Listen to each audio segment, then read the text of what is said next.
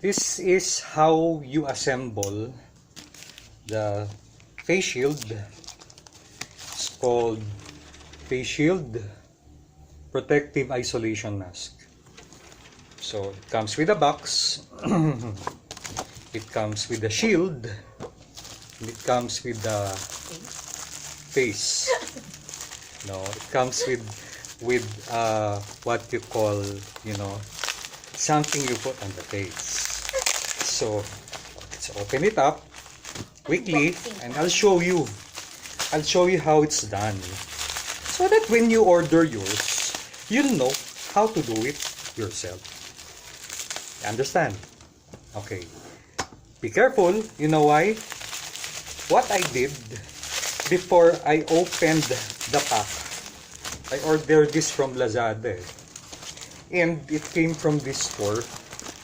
You can see the address. It's somewhere there in Avenida Rizal, Good Earth Plaza. So before I opened this, I used, I disinfected it with this soapy water, and also with Lysol disinfectant spray. I'm not promoting it, but some people say that Lysol disinfectant spray is effective in killing the virus. I just don't know which virus. But now, it's very useful to us. Any kind of disinfection is helpful to anybody at this time, because you'll never know where the virus will come from.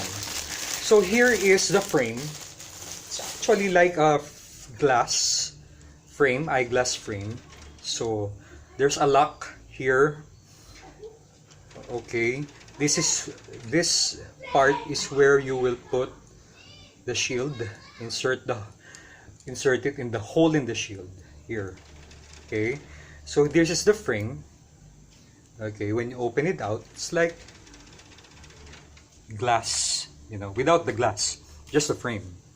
So now we take the shield, and the shield, some people say, why is the shield so like that? It's hazy. You know why?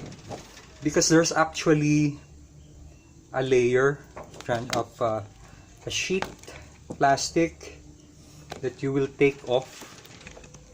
I don't know if you can see it, but it's here, goes off. See? So now it's not so hazy, just a little bit. So here's the shield, here's the frame. What we do, we insert this. See, there's a hole there. See? So punch out that hole, you insert the blue knob or what here, and you close it up. You see, it goes in, actually it goes in there, so that it doesn't fall off. So you do it on the other side also. Here it's the blue knob, here's the hole, punch out the hole, put it inside.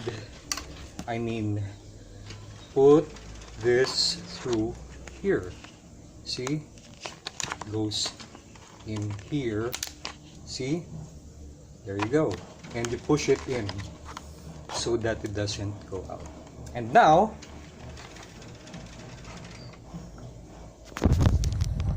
I have a face shield. That's how you assemble the face shield, called the face shield protective isolation mask. Goodbye.